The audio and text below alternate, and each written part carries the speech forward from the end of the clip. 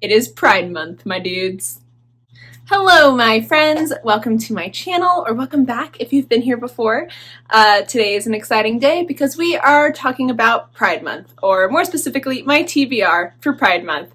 I'm always especially excited to put together my TBR for June because although I read LGBT books year-round all the time, it's always nice to have a very concerted effort, like a dedicated month just for reading LGBT books.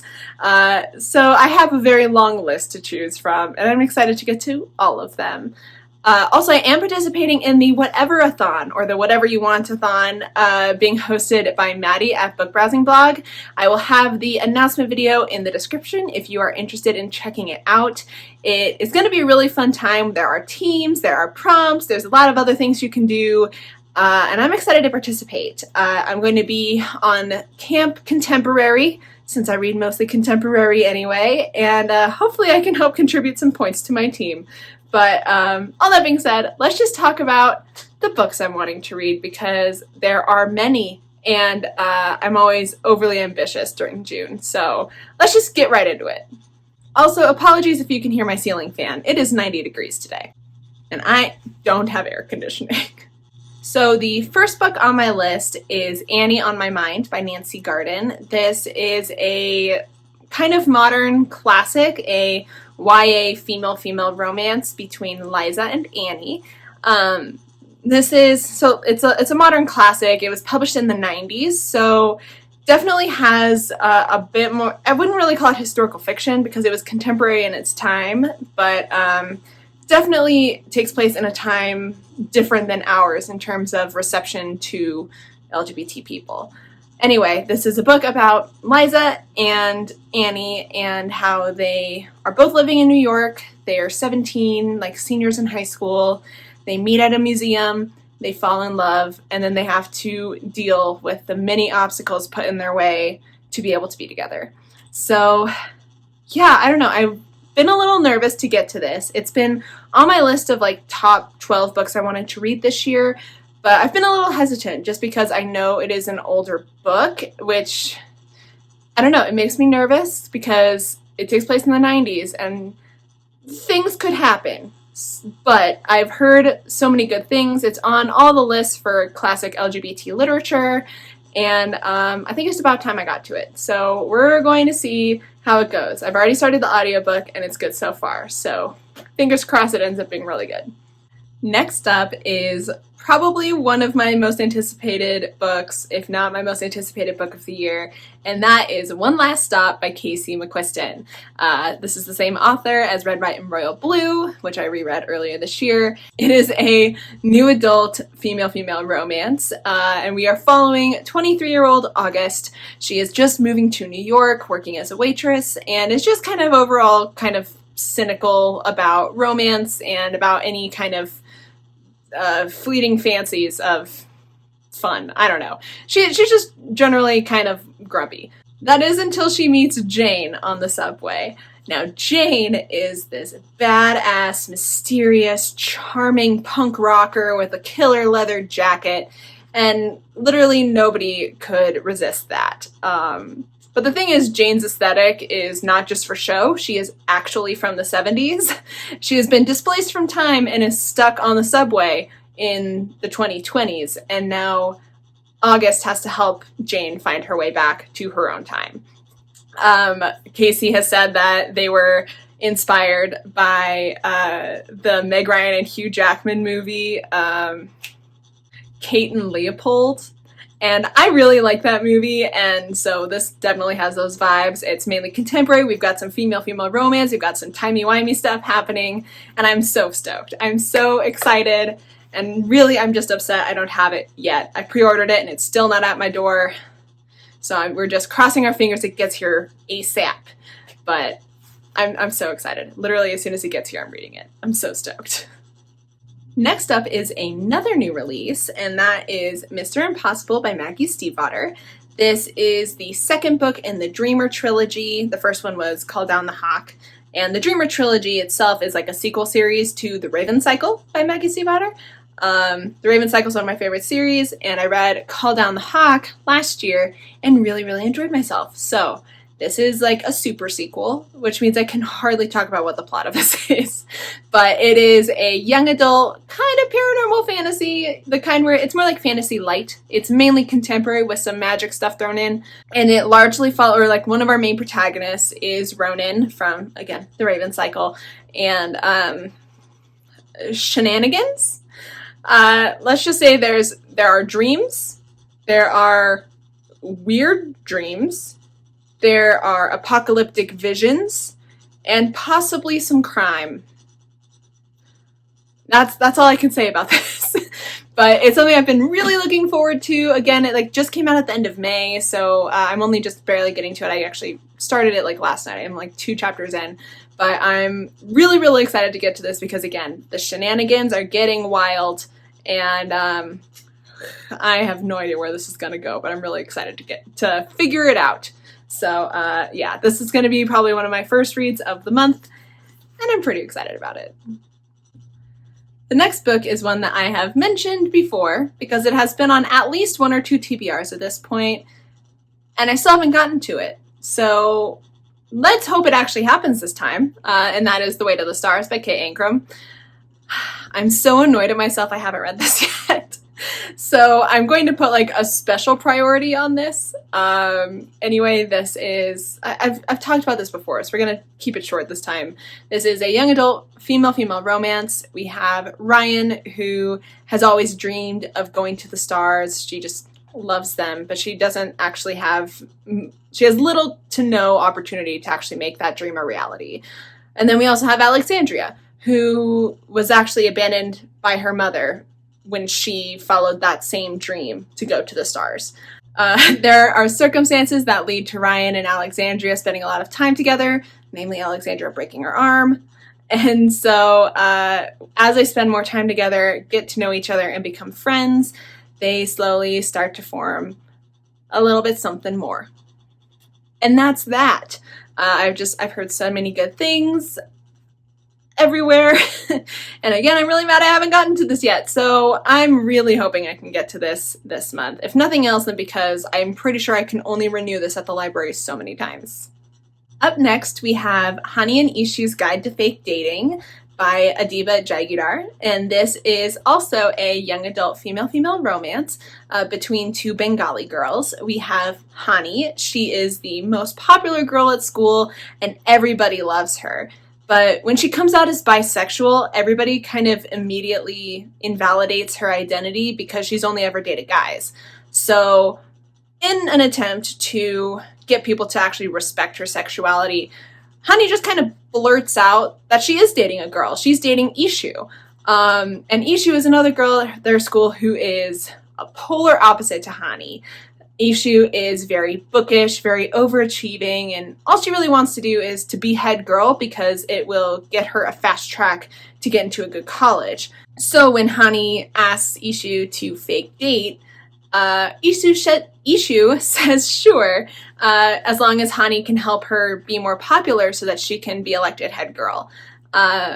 So they start this fake relationship, and as it goes along, as tends to happen, the lines between fake dating and real dating start to blur and feelings happen. And I'm really excited about this.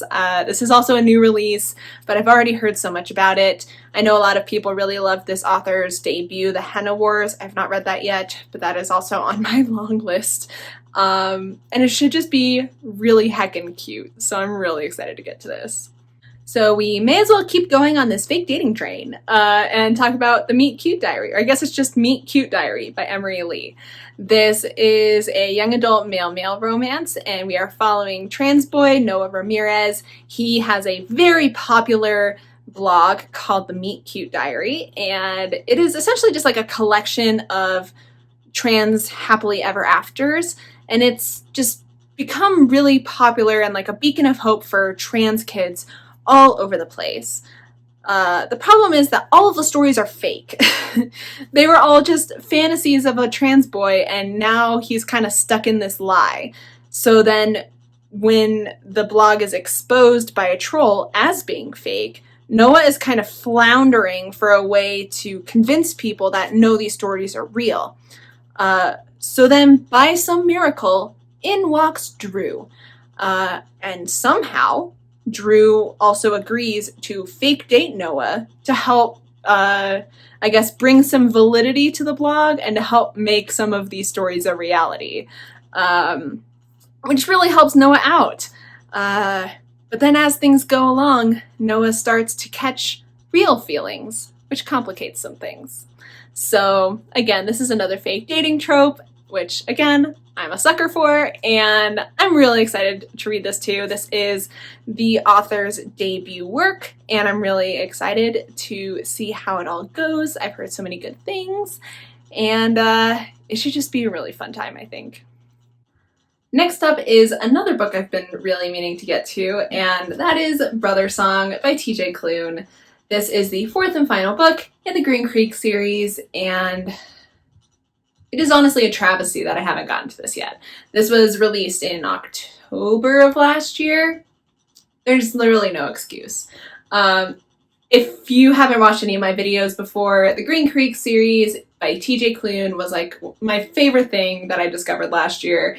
It is a paranormal series with gay werewolves taking place in a really little town called Green Creek in Oregon in the United States. There's, I don't know, a lot of like maybe like could you call it werewolf politics? I don't know. There's like a lot of like actual plot happening, but then also each book kind of follows its own couple related to the Bennett pack. So I'm not going to go through the entire series. This book in particular follows Carter, who is the eldest of all of the Bennett brothers, and his love interest. I feel like saying who it is kind of a spoiler, so I will abstain. But yeah, I can't say much about the plot, but I'm really excited to finally round out this series because I need to. Again, the fact that I haven't yet is just absurd. So I'm really, really hoping to finally finish out this story. I'm sure it's going to be just as entertaining and angsty and addictive as all the other books in this series. And I cannot wait. I'm pretty stoked to finally get to this. And next up, I wanted to talk about Goddess of the Hunt by Shelby Eileen. This is a poetry collection that is coming from the perspective of the Greek goddess Artemis. I think it's really just a collection that is focusing on Artemis navigating her life and her lifelong vow of chastity, and then seeing how that ties into her being aromantic and asexual.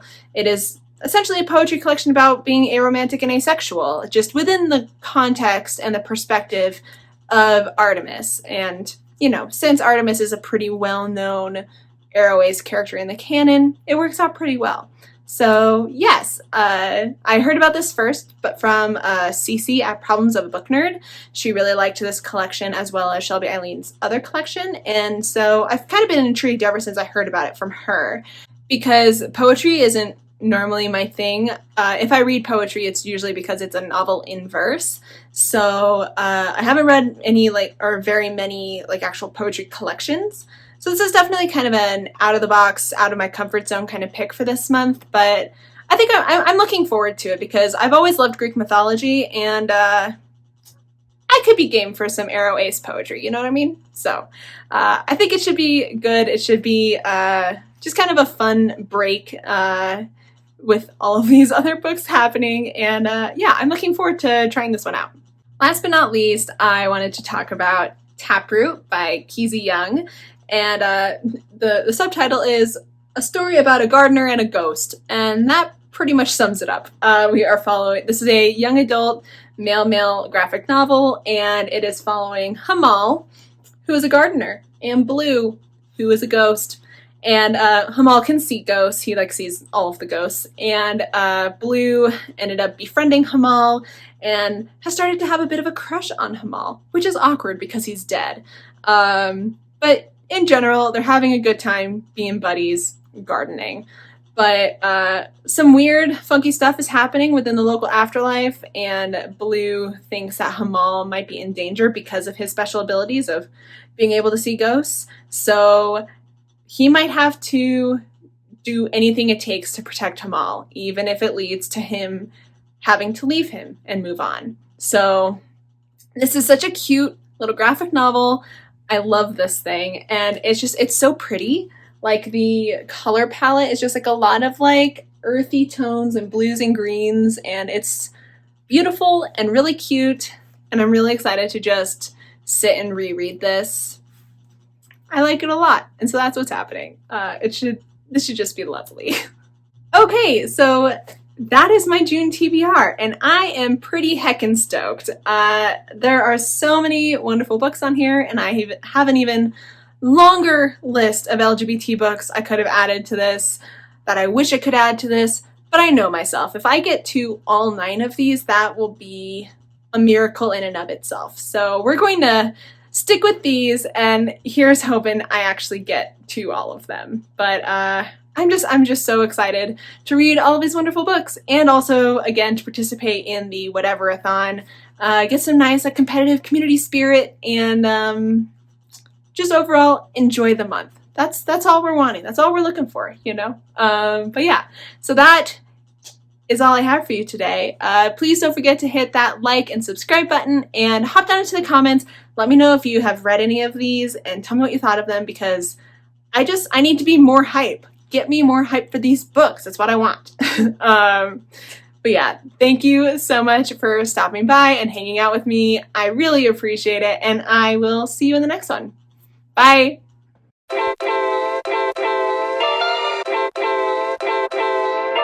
My love language is your time and attention. Won't you give some of it to me? I've been lonely lately. I've been feeling neglected.